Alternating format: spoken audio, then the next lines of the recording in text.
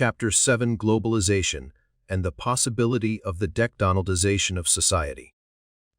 This book has focused on McDonaldization as an increasingly omnipresent process, not only in the world of fast food, or even food more generally, but in many other aspects of the social world, of family, religion, criminal justice, and so on.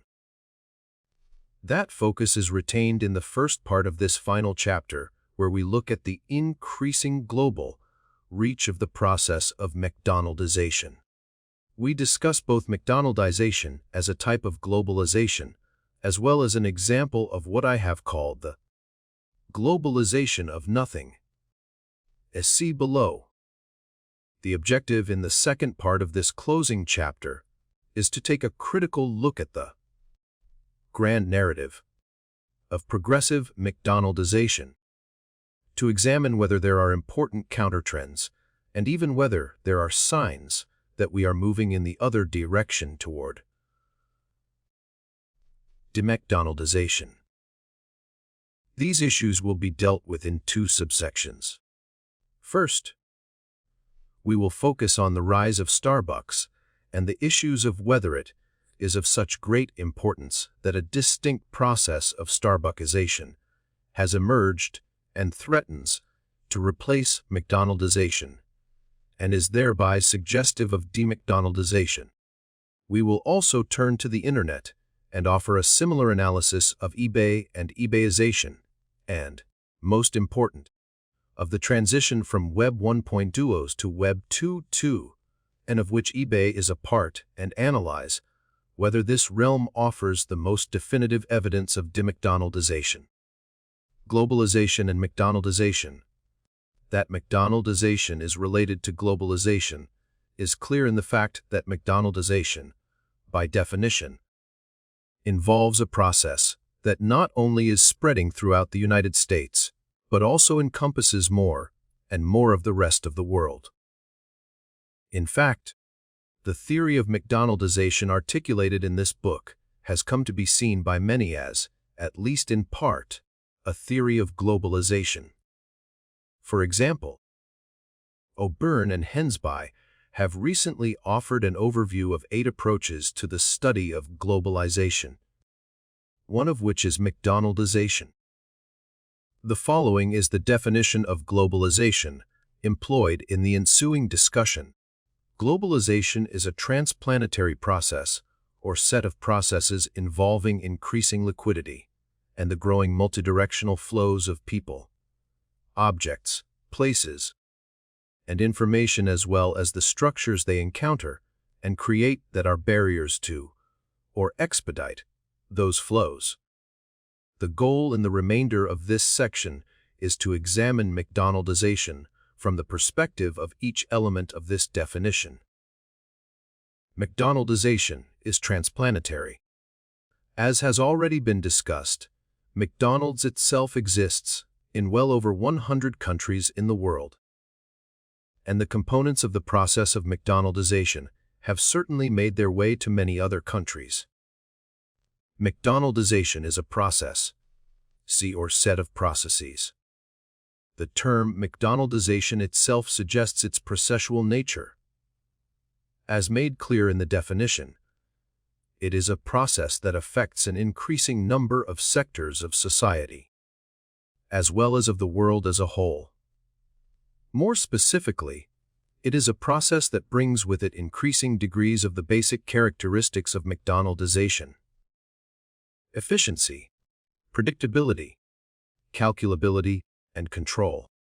While these are, in the main, desirable characteristics, they can have their negative side: the increasing irrationality of rationality.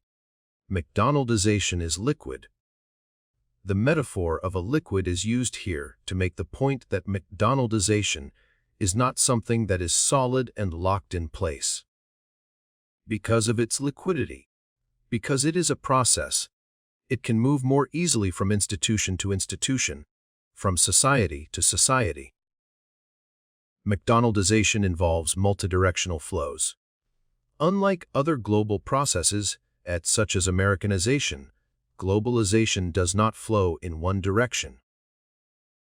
While McDonaldization clearly had its roots in the United States and continues to be centered there, other parts of the world have been McDonaldized, and their exports of McDonaldized systems, see IKEA from Sweden, Pret a Manger from England, Paulo Campero from Guatemala, now flow to many other parts of the world, including the United States. McDonaldization involves the global flow of people, objects, places, and information. McDonaldization in general not only flows increasingly easily in the global age, but so do its various aspects. In terms of the flow of people, managers of McDonaldized systems travel the globe visiting affiliates. But more important is the global flow of the consumers of what these systems have to offer.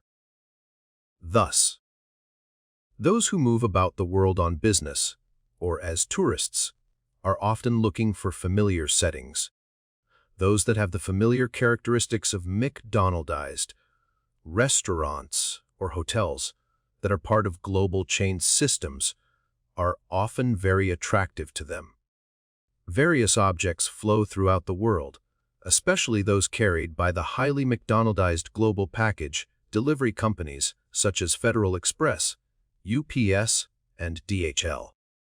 In addition, many of the things used in McDonaldized systems, e.g., the frozen beef in the hamburgers sold in global fast food chains, travel great distances, sometimes halfway around the world. Given their material character, it may be difficult to think of places as flowing around the world. However, in a sense they do. It is not the places themselves, but the basic designs for them that flow globally. For example, there are many common elements in the structure of an IKEA, a McDonald's, or a Pret a Manger wherever in the world they may be found. This relates to the main type of flow, information, associated with globalization and McDonaldization. In fact, the designs mentioned above are one type of information flow. Others would include emails and tweets among those involved in McDonaldized chains across the globe. The instantaneous flow of data on sales, income, stock on hand, and so on from distant locales to central offices, and marketing and advertising campaigns. McDonaldized systems encounter various structures that serve as barriers to their flows, as well as creating structures of their own that expedite flows. Globalization and McDonaldization are not simply about flows, but also about structures that can either impede or expedite those flows. On one hand, the global spread of McDonaldization might be impeded by structures such as borders and tariffs, as well as by widely held and hardened beliefs that are critical of various elements of the process. On the other hand, McDonaldized systems create various structures: supply chains, warehouses, transportation systems that expedite the flow of the process. In focusing on flows, we cannot ignore the importance of such structures. In sum, then, McDonaldization fits well with the definition of globalization employed here and is, in that sense, an aspect of the larger process of globalization. Thus, while I agree with O'Byrne and Hensby that McDonaldization is a form and a theory of globalization, I take this position for a very different reason. It is its fit with the definition of globalization, and not the fact that it brings with it uniformity and homogeneity that makes McDonaldization a type of globalization. In fact, the very nature of the definition of globalization employed here militates against thinking of globalization in such simplistic terms. Globalization is highly complex with multiple, often conflicting outcomes because it is processual, involves so much fluidity, and encompasses so many different, often multidirectional, flows. The globalization of nothing Nothing and something. The globalization of nothing puts McDonaldization in the broader context of globalization, as well as seeing McDonaldized systems as one type of nothing. The latter appears to be a shocking argument, since McDonaldized systems are often considered to be quite something, to be quite important, even special by most people. Nothing is a social form that is generally centrally conceived, controlled, and comparatively devoid of distinctive substantive content. Any McDonaldized system, with the fast food restaurant being a prime example, would be a form of nothing. However, many other examples, e.g., mass-produced products such as automobiles, flat-screen TVs, and iPhones meet the definition of nothing that have little or no direct relationship to McDonaldization. Let us look at the example of a chain of fast food restaurants in terms of the basic components of the definition of nothing. First, as parts of chains, fast food restaurants are, virtually by definition, centrally conceived. That is, those who created the chain and are associated with its central offices conceived of the chain originally and are continually involved in its reconceptualization. For their part, owners and managers of local chain restaurants do little or no conceptualizing on their own. Indeed, they have bought the rights to the franchise and continue to pay a percentage of their profits for it because they want those with the demonstrated knowledge and expertise to do the conceptualizing. This relative absence of independent conceptualization at the level of the local franchise is one of the reasons we can think of the chains of fast food restaurants and franchises in general as nothing, just as those in the central office do the conceptualization for the local franchises. They also exert great control over them. Indeed, conceptualizing and reconceptualizing the franchise yields a significant amount of control. However, control is exercised by the central office over franchises in more direct ways. For example, it may get a percentage of a local franchise's profits, and if its cut is reduced because local profits are down, the central office may put pressure on the local franchise to alter its procedures to increase profitability. The central office may also deploy inspectors to make periodic and unannounced visits to local franchises. Those franchises found not to be operating the way they are supposed to will come under pressure to bring their operations in line with company standards. Those that do not are likely to suffer adverse consequences, including the ultimate punishment of the loss of the franchise. Thus, local franchises can also be seen as nothing because they do not control their own destinies. The third aspect of our definition of nothing is that it involves social forms largely lacking in distinctive content. The whole idea behind franchised fast food restaurants is to turn out restaurants that are virtual clones of one another. They generally look much the same from the outside. They are structured similarly within. Most of the same foods are served, workers act and interact in much the same way, and so on. There is thus a near perfect fit between the definition of nothing offered above and any set of McDonaldized systems. However, this is a rather extreme view since, in a sense, nothing is nothing. In other words, all social forms, including fast food restaurants, have at least some characteristics that deviate from the extreme form of nothing.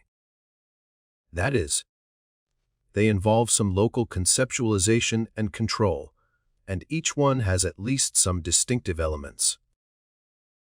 To put this differently, all social forms have some elements of somethingness. A something is a social form that is generally indigenously conceived, controlled, and comparatively rich in distinctive substantive content.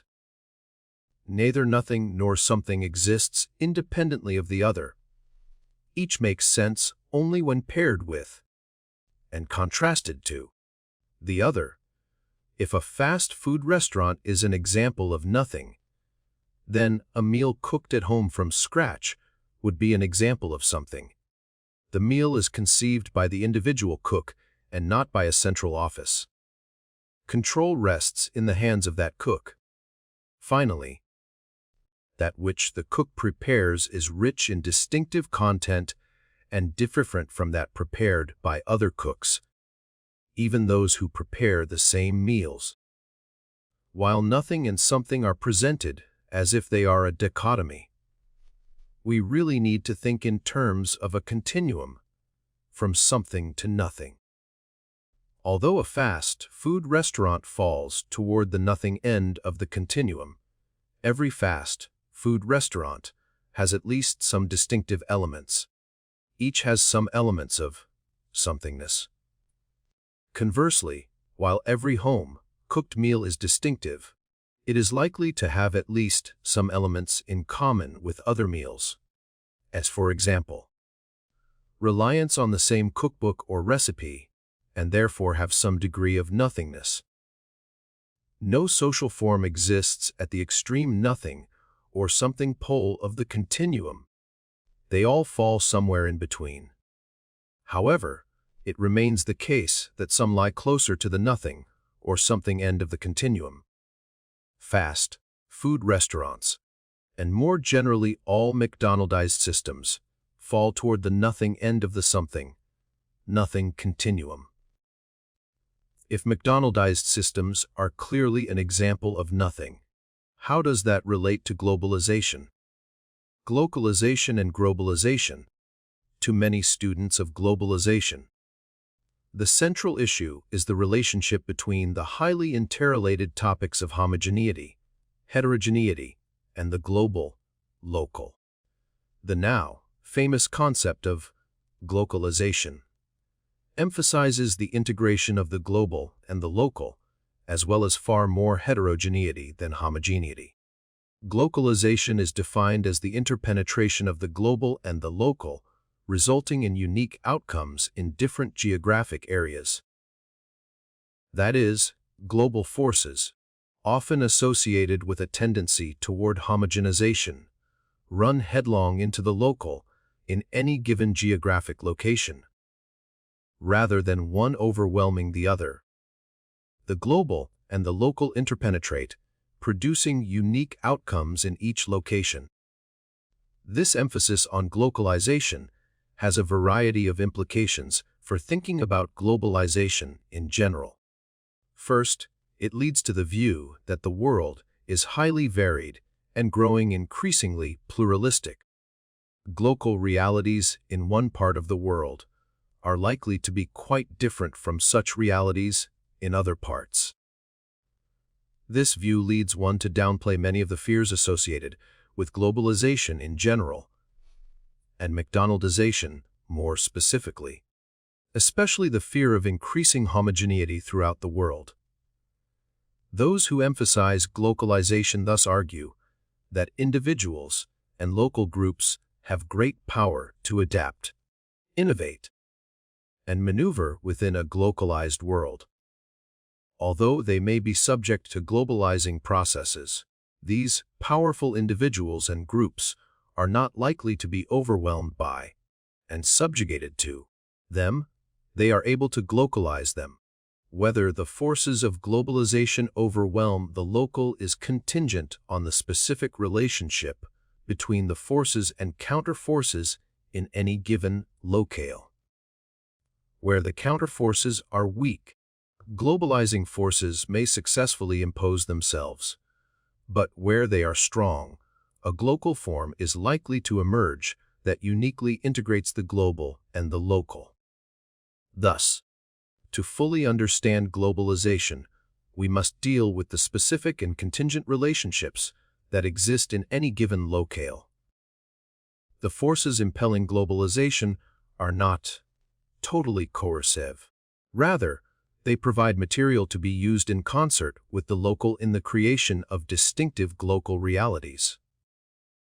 As an example, the global mass media, SA, CNN or Al Jazeera, are not seen as defining and controlling what people think and believe in a given locale but, rather, as providing additional inputs that are integrated with many other media inputs, especially those that are local, to create unique sets of ideas and viewpoints.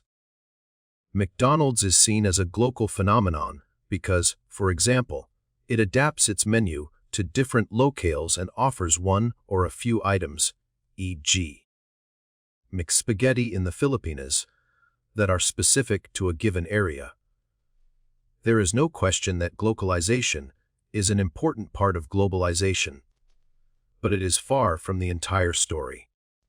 Although some degree of globalization occurs with McDonaldization, another aspect of globalization relates far better to McDonaldization. That aspect of globalization is well described by the concept of globalization, or the imperialistic ambitions of nations, corporations, organizations, and the like, and their desire, indeed their need, to impose themselves on various geographic areas. Their main interest is in seeing their power, influence, and, in some cases, profits grow, hence the term globalization throughout the world. McDonaldization is both a major example of, and a key driving force in, globalization. Globalization is largely antithetical to glocalization. Rather than emphasizing the great diversity among various localized locales, globalization leads to the view that while there are differences within and between areas, the world is growing increasingly similar. This focus, of course, heightens the fears of those who are concerned about the increasing homogenization associated with globalization. In contrast to the view associated with globalization, individuals and groups throughout the world are seen as having relatively little ability to adapt, innovate, and maneuver within a globalized world. Globalization theory thus sees larger structures and forces as imposing themselves on individuals, groups, and cultures throughout the world, and a tendency to overwhelm their ability to create their own distinctive worlds. In yet another stark contrast, globalization involves social processes that are largely unidirectional and deterministic. That is, forces flow from the global to the local, and there is little or no possibility of the local having any significant impact on the global. As a result, the global is generally seen as largely determining what transpires at the local level. The impact of the global is not highly contingent on what transpires at the local level or on how the local reacts to the global. Globalization thus tends to overpower the local. It also limits the ability of the local to act and react, let alone to act reflexively back on the global. From the perspective of globalization, then, global forces are seen as largely determining what individuals and groups think and do throughout the world. This view would accord far more power to global media powers, such as CNN and Al Jazeera, or global corporations, such as McDonald's and IKEA.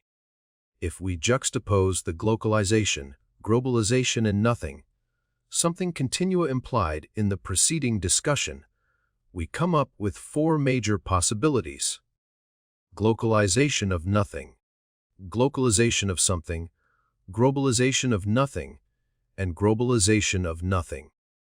The discussion to follow will focus on the globalization of nothing because it best describes McDonaldization as a global process.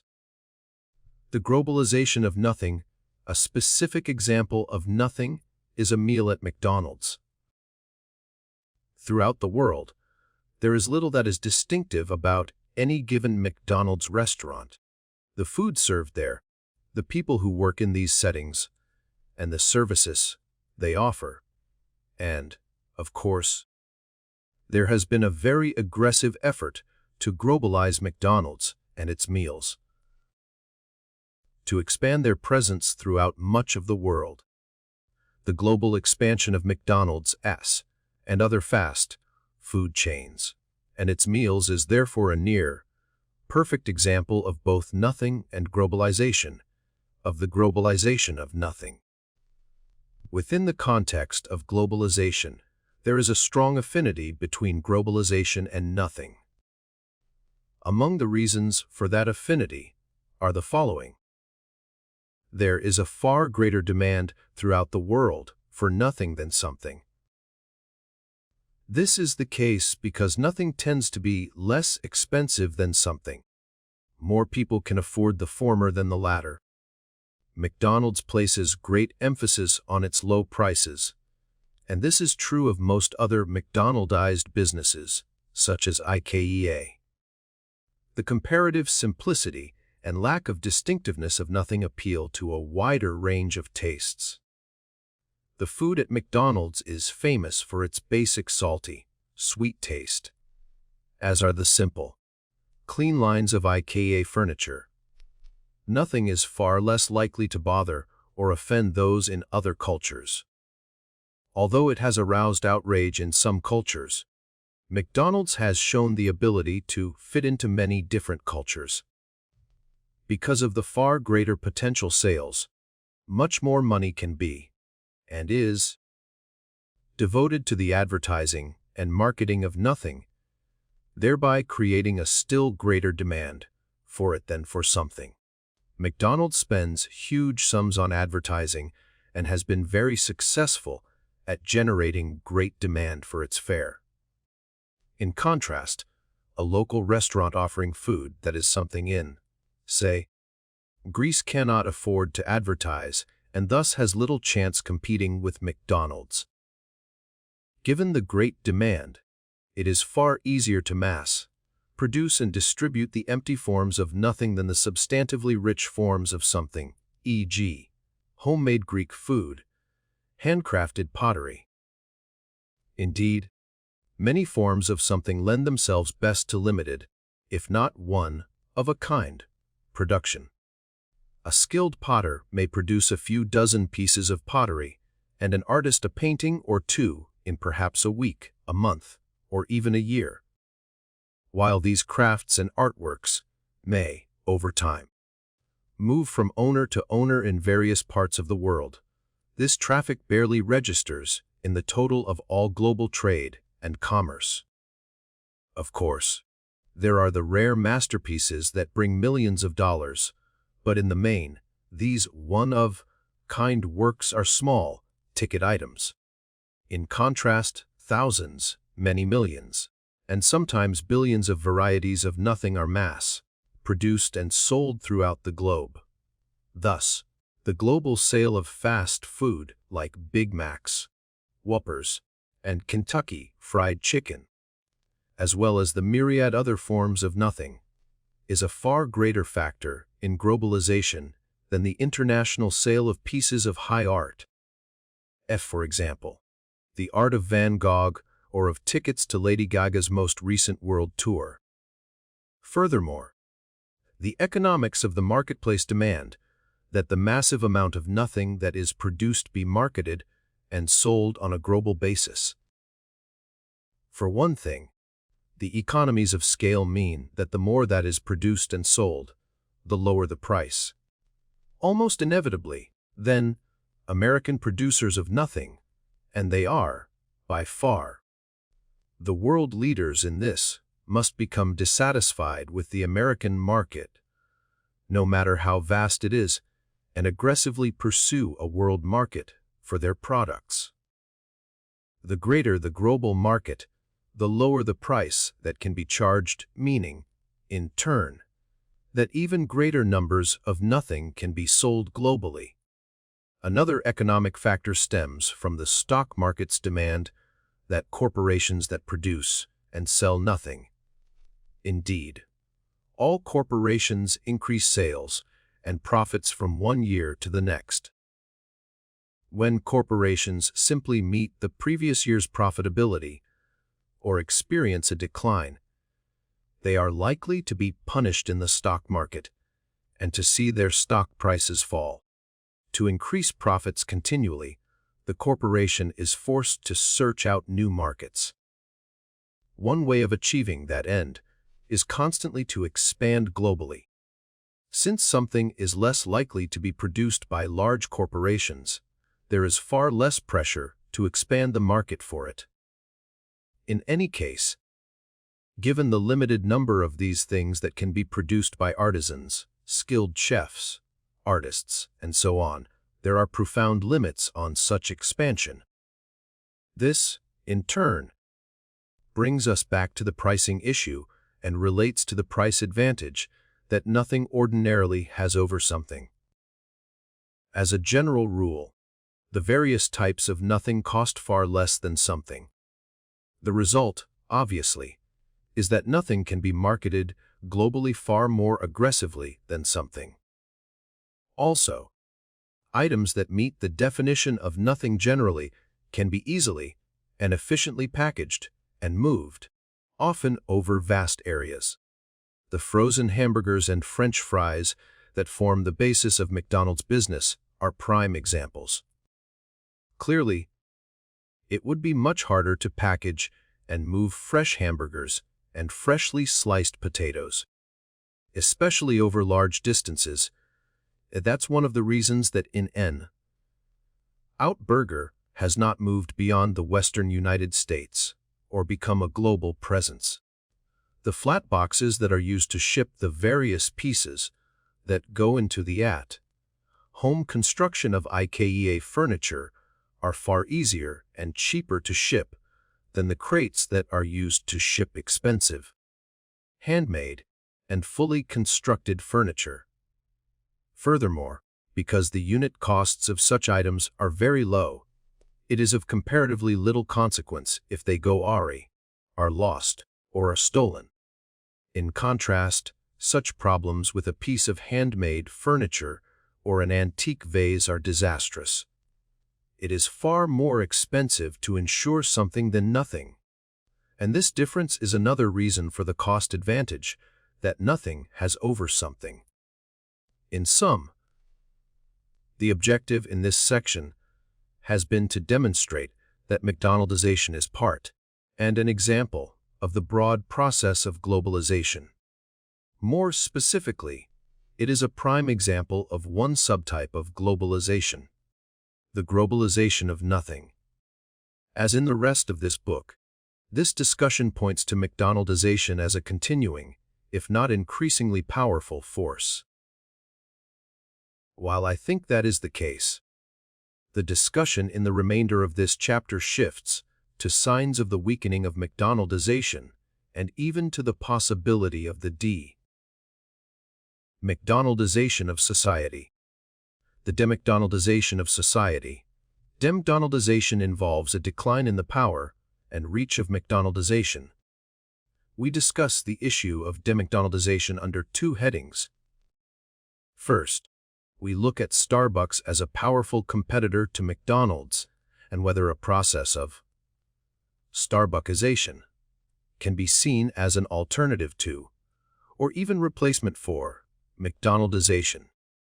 Second, and more important, we turn to the Internet, especially Web 2.2, to discuss whether the diversity in and the great power of the user as a user-generated content on the Internet indicates that this increasingly important domain is better seen as de-McDonaldized than McDonaldized.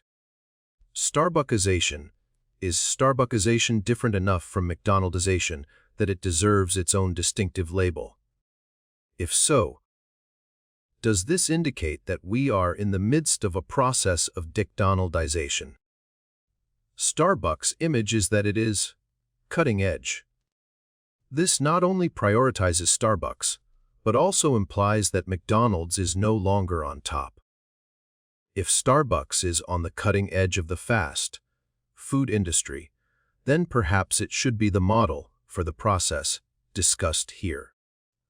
One customer explicitly acknowledged this new prioritization when she said, "Starbucks is the new McDonald's." Among the indications of Starbucks' ascendancy are the following.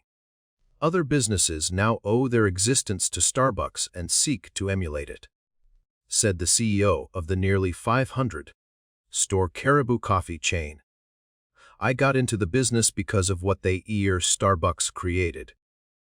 In China, a small chain, Real Brewed Tea, aims to be the Starbucks of tea. Starbucks clones have emerged around the world. In Addis Ababa, Ethiopia, Caldi's has a Starbucks-like logo and Starbucks-like decor. And its workers wear Starbucks-like green aprons. The Economist toyed with the idea of tall lat index to play the same role as the Big Mac index in comparing prices around the world. A pastor said of the satellite locations created by megachurches, "It's kind of like going to Starbucks.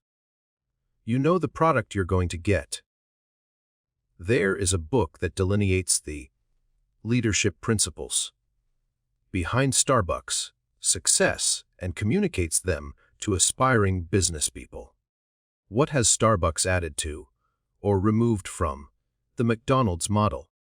Starbucks has moved away from the mediocre quality of McDonald's fare and toward the McDonaldization of higher quality products, especially its coffee.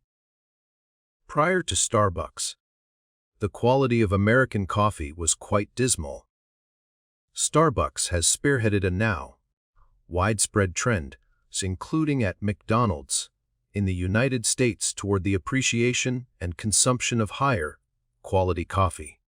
It has done the same in other countries, most notably Great Britain, with 6064 Starbucks, where the quality of the coffee served before Starbucks' arrival was, if anything, even worse than in the United States.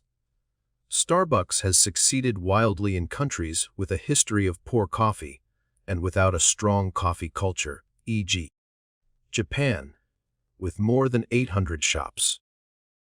However, it will be a major challenge for Starbucks to succeed as well, or at all, in societies that already have high-quality coffee and are famous for their rich coffee cultures. For example, Italy, France, or Turkey. As of mid-2009, there are still no Starbucks in Italy, but there are 46 of them in France, most in Paris, as well as more than 100 in Turkey. In many ways, Starbucks' most important innovation has been to soften McDonald's hard-edged approach and image. For example, instead of the stiff and unwelcoming seats offered by McDonald's, Starbucks has its overstuffed armchairs and sofas.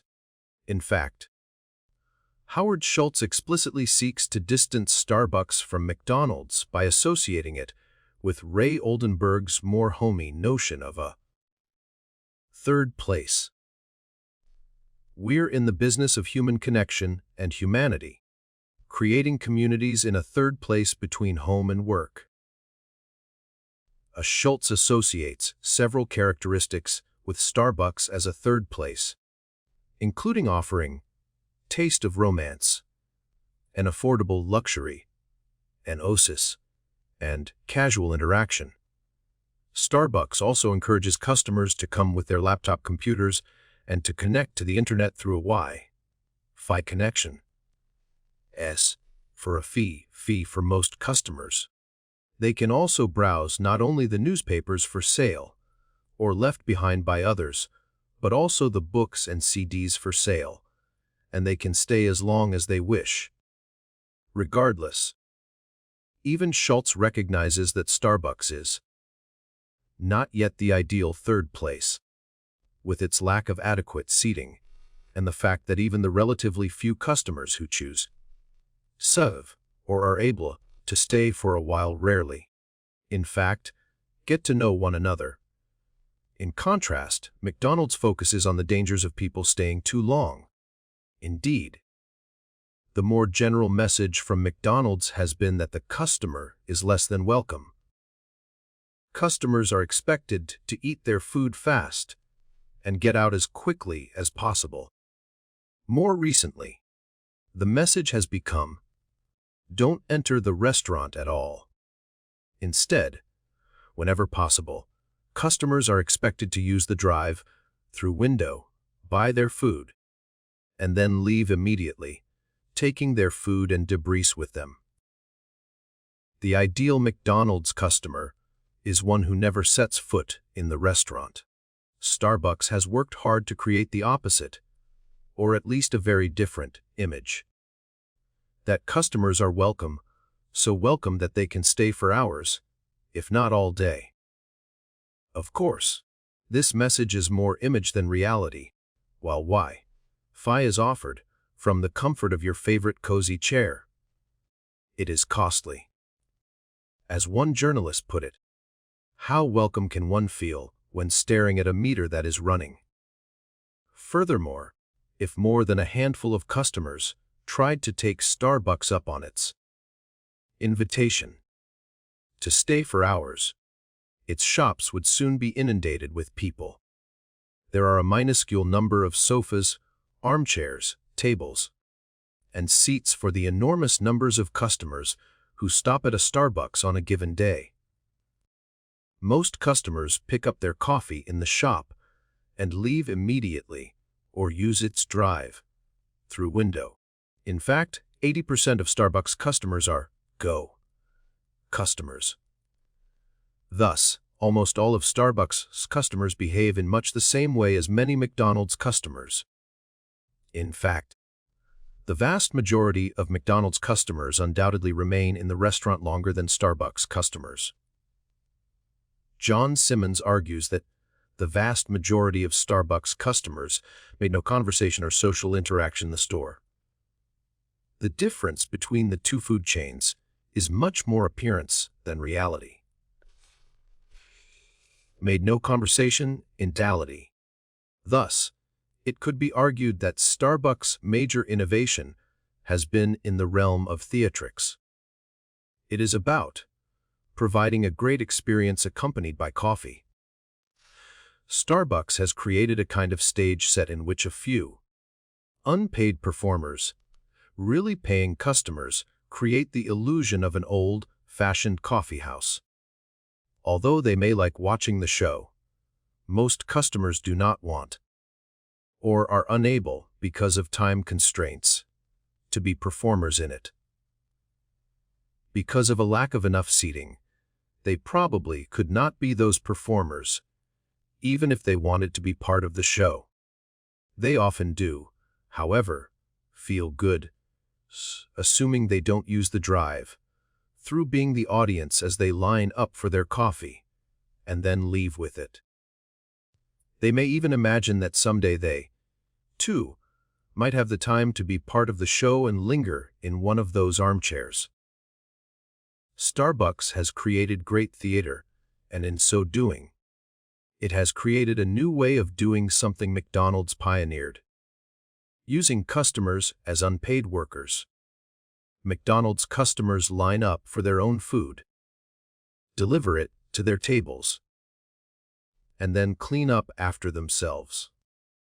Starbucks customers do all of these things and sometimes more, such as adding the desired amount of milk and sugar to their coffee. And a few of them do something that is in many ways more important for Starbucks. They stay to drink their coffee in the shop, thereby serving as unpaid performers in the ongoing show taking place at their local Starbucks.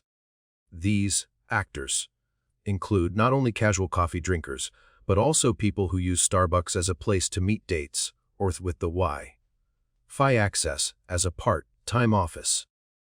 In fact, some people regularly schedule business meetings there. Starbucks encourages this sort of thing, but it can do so because only a small number of people are interested in working or are able to work there, and in any case, the possibility of working there is limited by the small number of tables and chairs. Even if they wanted to, the vast majority of customers, even business people, could not stay. Another aspect of its theatrics involves the ways in which Starbucks presents itself as a kind, gentle, and caring corporation. They tell us a great deal about how much they care about their 193,000 as of 2010 employees. The company demonstrates this care through, for example, the provision of seemingly generous benefits, e.g., health care, pensions, stock options. Schultz claims that these actions help Starbucks maintain lower turnover than the rest of the industry. This practice stands in stark contrast to McDonald's, which has often been criticized for employing young, part-time workers and for providing them with few, if any, benefits. Then there is their very public concern for the coffee growers, as expressed in their interest in fair trade coffee.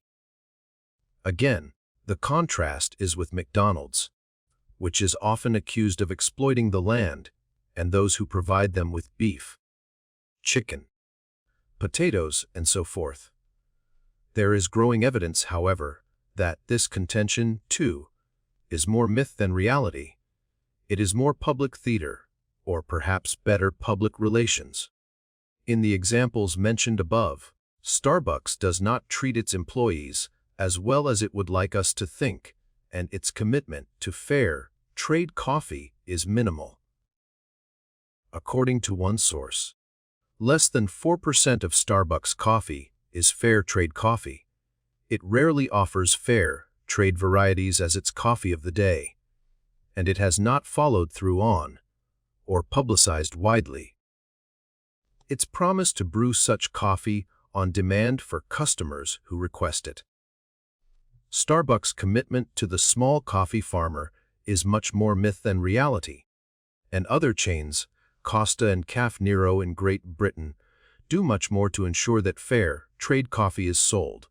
Should the concept of Starbuckization replace McDonaldization?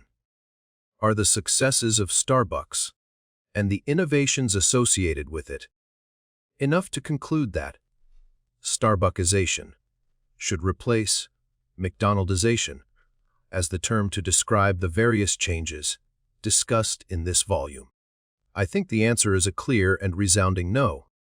After all, McDonald's was the pioneer in the fast food industry and in bringing the process of rationalization to its customers and to the process of consumption. Since we reject the replacement of McDonaldization with Starbuckization, we therefore reject the idea that the success of Starbucks is an indication of McDonaldization. Starbucks clearly fits and operates in accordance with the principles of McDonaldization. Starbucks is efficient. Customers line up in the shops for their coffee and perhaps some food, pay, make their way to the cream and sugar stand, fix their coffee to taste, and in most cases, dutifully leave. The drive-thrus at those Starbucks that have them offer the same kind of efficiency that is provided by McDonald's drive-thrus. Since brewing and serving coffee are, by far, the major activities at Starbucks, they can be done far more efficiently than in McDonald's, where a couple of dozen different food and drink products are made. And, of course, the instant coffee VA allows for the more efficient preparation of a cup of coffee at home or in the office. Predictable. The logo, the shops, the counters, the marquees listing available drinks, the coffee-esh, especially the more exotic versions, the green aprons, the methods of preparation, the stand with cream and sugar, the carafes with half and whole milk and skim milk, the array of other products, the shelves with goods for sale such as coffee makers, books, CDs, and so on are all pretty much the same from one locale to another. Calculable. While there is no pretense of low cost, the emphasis on quantity is clear in the coffee sizes, especially the large sizes. There is no small Starbucks coffee, the smallest, in the best tradition of Newspeak, in 1984, is at large. The other alternatives, using Fox Italian names and more theatrics, are Venti and Grand. The latter certainly communicates an even larger, sized cup of coffee than the tall. Also indicative of calculability are the number of shots of espresso one can get, as well as the high prices associated with the various drinks and sizes. In fact, while McDonald's associates itself with low prices, Starbucks has succeeded in getting people to pay very high prices, sometimes $4 or more. As a result, some call Starbucks $4. The high prices add to Starbucks' effort to position itself at the high end of the market. And there is theater involved here, too. This is a high-end, classy show, not the cheap and garish one on view at the McDonald's down the road. Controlled by non-human technology. As in McDonald's, the system at Starbucks exerts great control through non-human technologies. For example, creative baristas have been replaced by mostly automatic espresso makers, with a corresponding loss of skill and magic. Although Starbucks theater may lead customers to want to stay, lingering, as we have seen, is impossible for most. The irrationality of rationality at Starbucks has most, if not all, of the irrationalities associated with McDonald's homogenization, disenchantment, dehumanization, as well as additional ones, such as the much higher prices than at McDonald's. Customers are paying an extraordinary amount of money for what is essentially flavored water. The profit margins on each cup of coffee are enormous, and those margins are even higher in the case of the high-priced and more exotic drinks. There is a huge markup on a cup of coffee, perhaps as high as 95%. Thus, a venti coffee that costs the consumer more than a $200 might cost Starbucks as little as 10 cents to make. While Karl Marx wrote about the exploitation of the worker in the era of production capitalism, the focus has now shifted, although the worker is still exploited, to the exploitation of consumers through not only unpaid labor, but also extraordinary markups and price inflation. The great expansion of Starbucks means that it must buy huge quantities of coffee beans, and that flow must continue uninterrupted. One negative associated with this need is that it cannot necessarily always get the best beans. Indeed, the best beans may be grown in such small quantities that they are of little interest to Starbucks, given its enormous requirements. Despite its claim to be selling high-quality coffee, many experts complain about its mediocrity. While Starbucks has eschewed franchising, it has increasingly embraced joint ventures and licensing. These contradict Schultz's contention that franchising is a forbidden word at Starbucks. The number of licensed Starbucks has increased rapidly at Safeway, Barnes & Noble, etc., and now over a third of Starbucks in the United States are licensed rather than being run by Starbucks. Overseas, there are more licensed and joint venture Starbucks than those that are company-owned. It may be that Starbucks has less control over licensees than they might have had over franchisees. The quality of what Starbucks has to offer has been compromised by licensing. The problem of homogenization is reflected in a statement by Howard Schultz about the burgeoning number of Starbucks in China. See over 350 in 2011, but likely to grow dramatically in a short time. Our stores there are a mirror image of what you see in Pike's Place. In Taiwan, The fear is that Starbucks is playing a major role in the disappearance of its distinctive tea shops and tea culture. There is also considerable uniformity to the coffee shops themselves, both in the United States and the rest of the world, although in recent years, Starbucks, like McDonald's, has grown increasingly sensitive to this issue, and there is more variability in store designs and greater efforts to adapt to local environments. Starbucks often drives small, local, and unique coffee shops out of business and, in fact, has been sued for antitrust violations. However, the opposing view is that Starbucks has helped small coffee shops by raising awareness of higher quality coffee, helping to create an interest in coffee culture, pioneering high prices for coffee, and providing niches where smaller shops can survive within the context of Starbucks expansion. An issue at Starbucks is the nutritional value of many of its products. This is particularly the case with creamy, sugary, frappuccino-type drinks. Such drinks have about the same large number of calories and fat as a McDonald's milkshake. Should the concept of Starbuckization replace McDonaldization? Are the successes of Starbucks and the innovations associated with it enough to conclude that Starbuckization should replace McDonaldization as the term to describe the various changes discussed in this volume?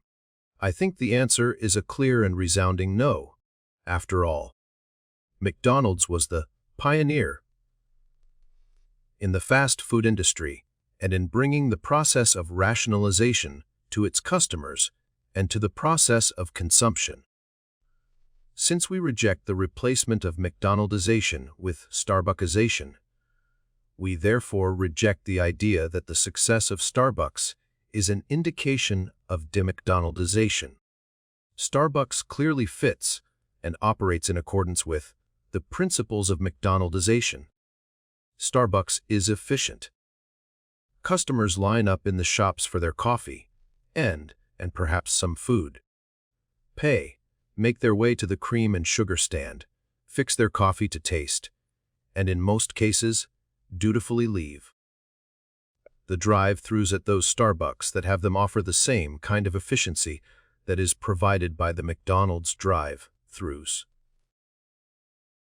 Since brewing and serving coffee are, by far, the major activities at Starbucks, they can be done far more efficiently than in McDonald's, where a couple of dozen different food and drink products are made.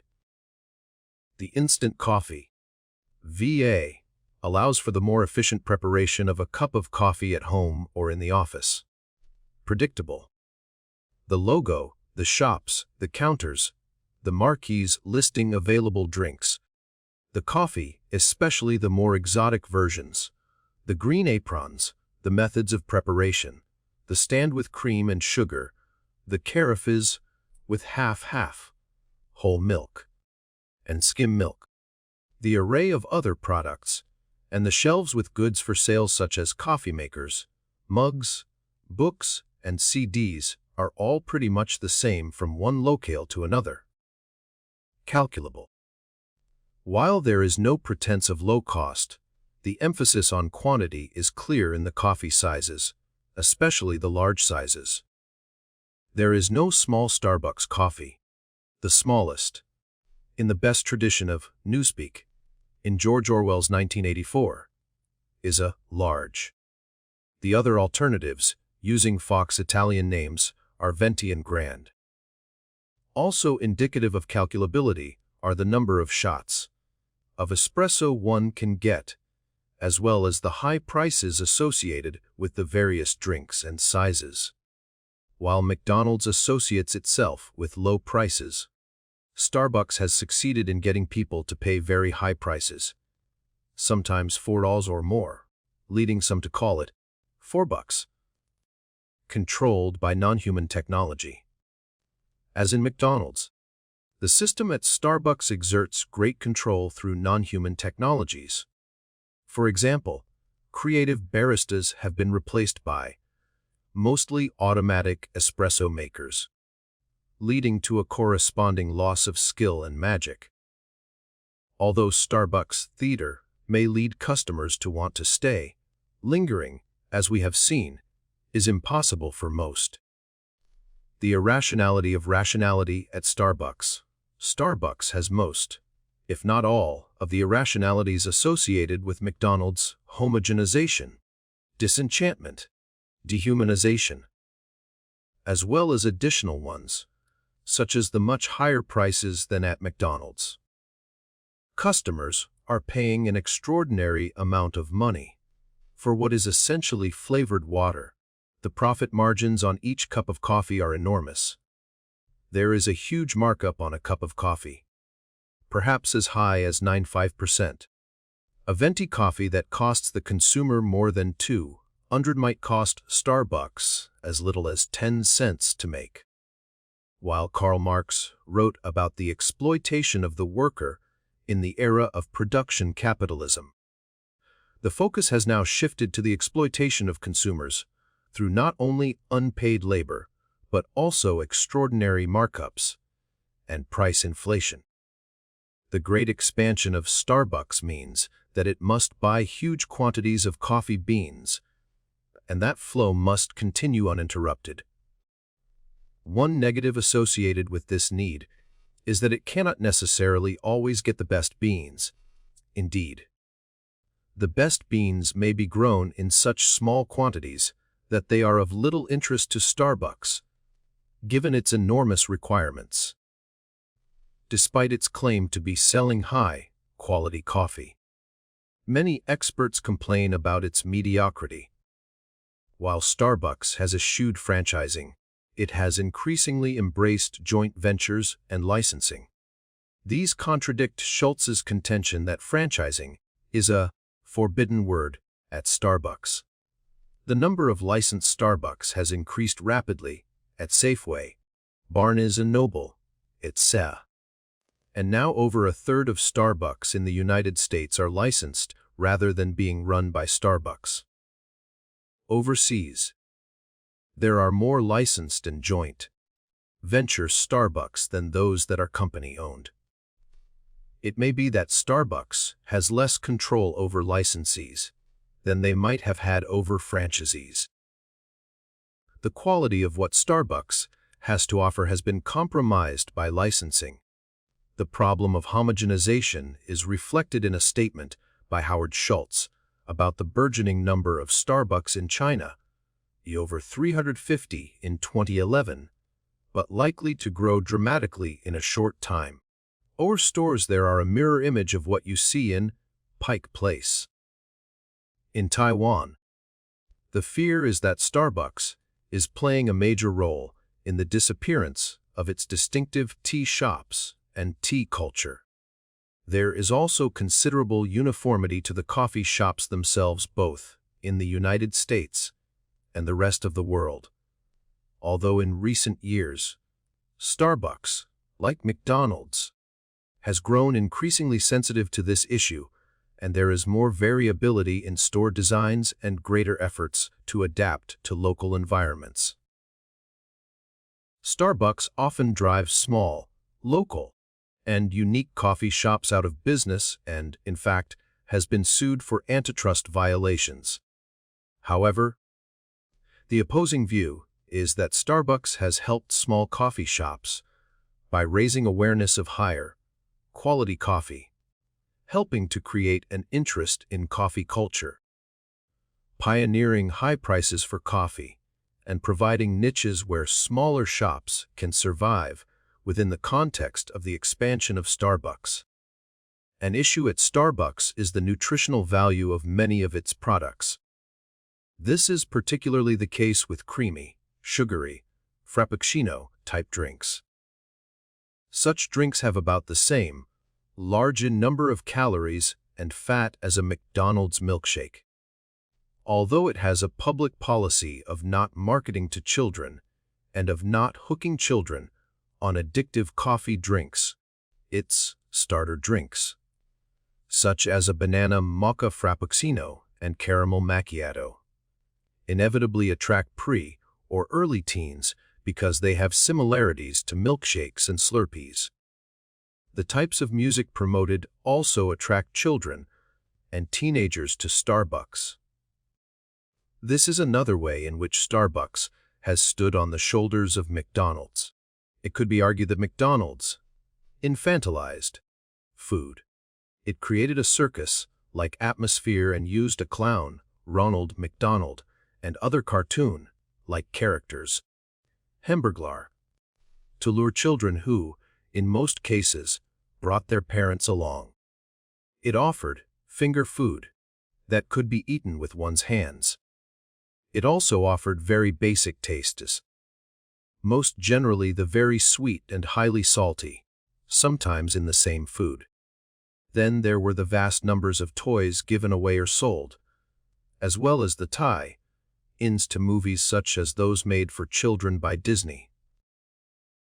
But how does this apply to Starbucks, which is oriented to adults and sells a largely adult-oriented range of coffees? The appeal to young people and young adults of its higher-priced and exotic coffees is the source of much of its success and undoubtedly its greatest profits. Many of the drinks are very sweet, highly flavored, very creamy, and/or quite frothy. They are, in the main, coffee for those who don't really like coffee. Starbucks has infantilized coffee in order to broaden the market for its products. In sum, Starbucks has been a phenomenal success. But that success has been built on the model pioneered by McDonald's. While it has made a number of innovations, it is better seen as another example of McDonaldization than as a new model that has earned an appellation of its own. The most important conclusion to be derived from this discussion is that Starbuckization is by no means an indication of de-McDonaldization.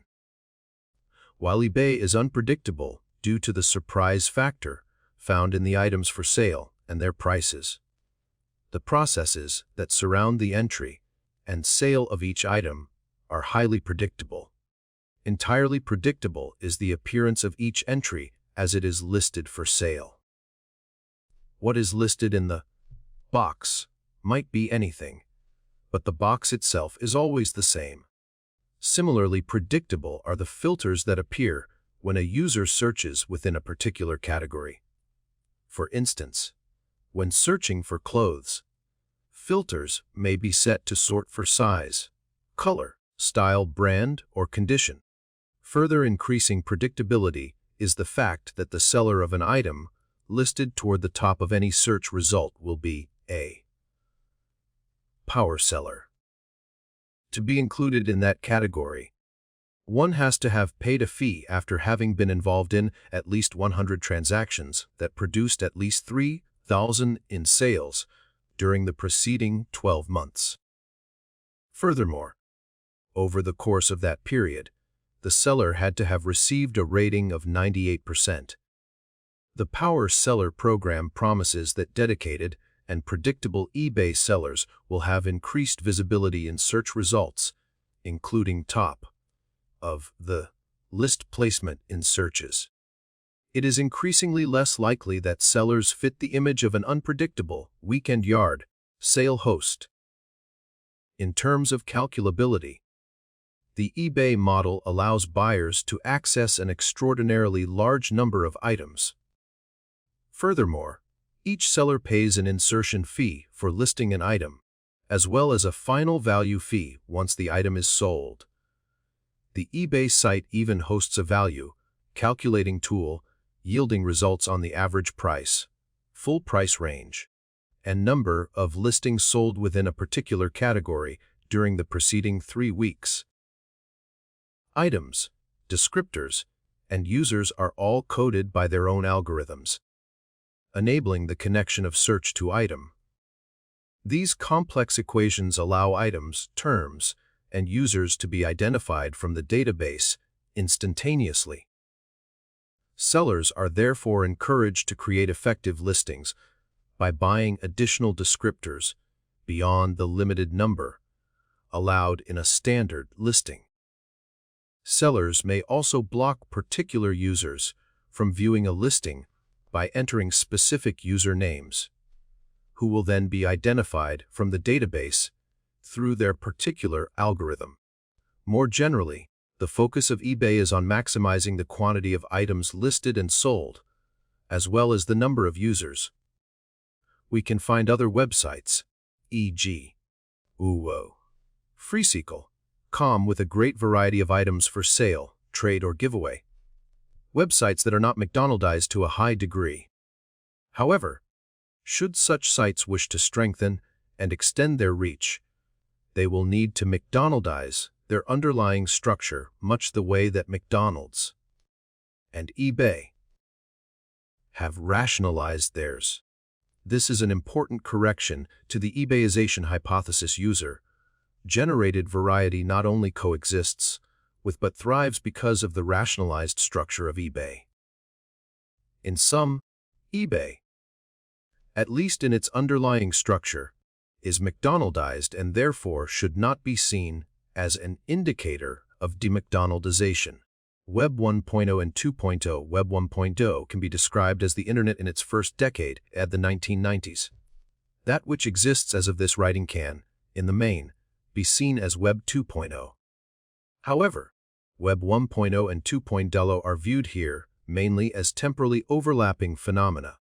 It is the explosion of user-generated content that defines Web 2.2 and differentiates it from the provider-generated content of Web 1.0. Examples of Web 1.0 include the Apple Store and other shopping sites that dictate the content and users browsing, and Photors.com, which uses its own tastemakers to point tourists to various hotels, restaurants, and so forth. In contrast, Web 2.0 accords far less power to the creators of these systems and much more to their users. Web 2.2 sites, or at least the material on them, are, to a large extent, user-generated. It permits the greatly increased ability to network with others socially. One way of describing this is to argue that the implosion of the consumer and the producer on Web 2.0 has led to the preeminence of the presumer. That is, on Web 2.0, users produce that which they consume, e.g., users both produce and consume the profiles and networks on Facebook. Major examples of Web 2.2 and of the centrality of the user generation on them include Wikipedia, where users generate and edit articles, Facebook, MySpace, and other social networking websites, where users create profiles to interact with one another and build communities. Second Life, where users create the entire virtual environment. The blogosphere, where participants read and write blogs. eBay and Craigslist, where buyers and sellers create the market. YouTube, Flickr, and other media sharing sites, where mostly amateurs upload and download videos and photographs. And Linux, a free, collaboratively built, open-source operating system, along with other open-source software applications like Mozilla Firefox, which are created and maintained by those who use them. This explosion of user-generated content has dramatically transformed the Internet. There are many different ways to describe the nature of this change, including the populist notion that many minds are better than one, and the wisdom of the crowds, the view that emphasizes the productivity and originality of mass self-expression, or the cyber-libertarian notion of the advantages that accrue from breaking down barriers and structures online, creating a flattened world. Like material realities such as fast food restaurants, Web 1.0 was, and is, highly McDonaldized. Web 1.0 websites are constructed in a one-size-fits-all model, making the sites highly efficient to create, maintain, and use. User efficiency is enhanced by the predictability of websites on Web 1.2. They are more or less identical from one time or place to another because content follows a predictable top-down pattern. The ubiquity of Web 1.0 sites like Yahoo or AOL services serve to eliminate inefficiencies associated with dealing with different or changing websites. Because user choices are limited or non-existent on Web 1.0. There is also great predictability for those in control of the websites. Calculability is no problem on Web 1.2, since those in control of the sites can easily monitor their use and calculate precisely variables, such as the number of users and how the sites are used. Similarly, users can compare available sites to assess which ones allow them to use their time most efficiently. Web 1.2 is, of course, controlled almost completely by the websites that are, in effect, non-human technologies. Once in place, these websites control what users do on them and give users few options. Since the websites are largely static, and the goal is to keep them that way, control is exercised over those who produce content on the sites. Thus, a strong argument can be made that Web 1.0 is McDonaldized to a high degree. However, anything that is McDonaldized to such a degree is subject to the irrationality of rationality. One such irrationality is dehumanization. The humans who work on, or for, Web 1.0 websites are highly limited in what they can do. They cannot fully exploit their creative human capacities to improve the sites or respond as fully as possible to user needs and complaints. In addition, these websites are largely dehumanized from the point of view of their users. Web 2.0, on the other hand, has reduced or eliminated the irrationalities of rationality associated with Web 1.0. In another sense, it could be argued that it has greatly heightened the rationality of these systems by figuring out how to get the most out of the people who use the sites without allowing them to compromise the basic functioning of the system. There are certainly non-human technologies involved in Web 2.0. Computers, the websites themselves. But human users are, by definition, much more able to manipulate content on Web 2.0 than on Web 1.0. While Web 1.2 sites are centrally conceived, prestructured, and largely immune to manipulation and alteration by users, Web 2.0 sites are based on the whole idea that users can, and indeed must, manipulate and alter the sites in innumerable ways. In other words, humans have gained some control over the technologies that on Web 1.0 totally controlled them. This leads to the issue of the irrationality of rationality and to the conclusion that Web 2.0 serves to reduce or eliminate such irrationalities, especially dehumanization, in comparison to Web 1.0, to say nothing of irrationalities associated with material realities, such as the fast food restaurant. Web 2.0 is clearly a far more humanized technology than Web 1.0. Indeed, in more fully using the skills and abilities of users, it could be argued that Web 2.0 is a far more reasonable system than Web 1.0.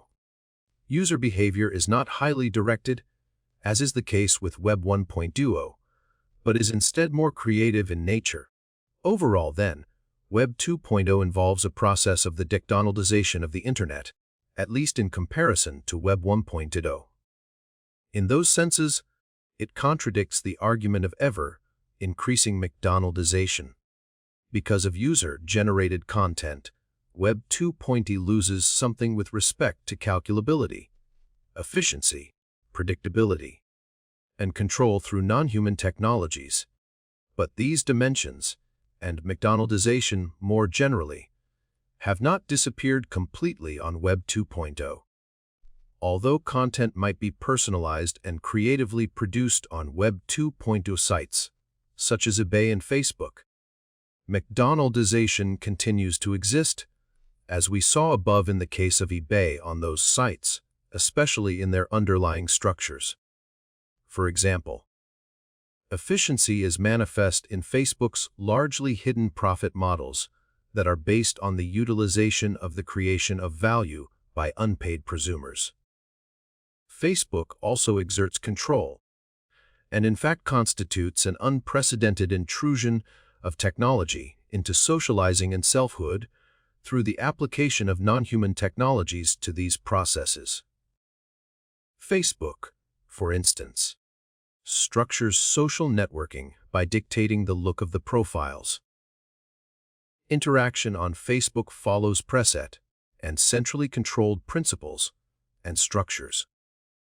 Examples include writing on someone's wall and the constant feed of updates on everything your Facebook friends are doing with their profiles. Identity is chosen by selecting from Facebook determined options and checkboxes, with the result that profile pages look very similar. MySpace, on the other hand, while still very much part of Web 2.2, has lost much market share to Facebook by giving users not expert in web design the ability to customize and personalize their digital presentations of self to a far greater degree than Facebook. In other words, the underlying structure of MySpace is not as McDonaldized as that of Facebook. As a result, MySpace profiles are often difficult to navigate. Facebook, however, has much more uniform profiles, where everyone's page has a very similar look. By imposing more structure, Facebook has provided a clean interface that is user-friendly and promotes content development. In structuring the processes of online social networking and the digital presentation of self, we might argue that, on Facebook, socializing itself has been McDonaldized. However, this is not to downplay the importance of the customization allowed by Facebook. While there are ways in which Facebook McDonaldizes socialization, Facebook is also McDonaldizing the web experience. Facebook makes the web more human through increased social interaction. The experience is highly unpredictable since one is interacting with fellow, unpredictable humans. It is difficult, if not impossible, to quantify such interactions. It is their quality that matters most.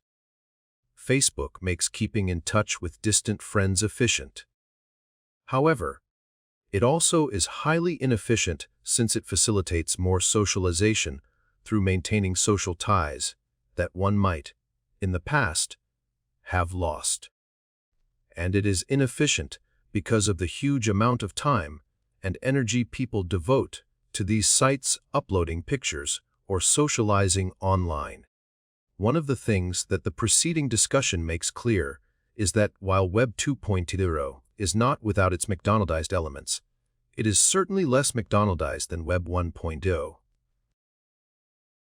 Another is that, while Web 2.0 has been discussed as if it is of one piece, there are important differences among its sites, e.g., Facebook vs. MySpace.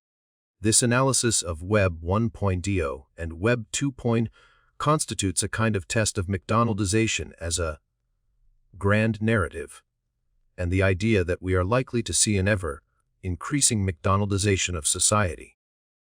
To the degree that Web 2.0 is a later stage in the development of the Internet than Web 1.0, and of increasing relevance in society in general, it would be predicted that Web 2.0 would be more McDonaldized than Web 1.0.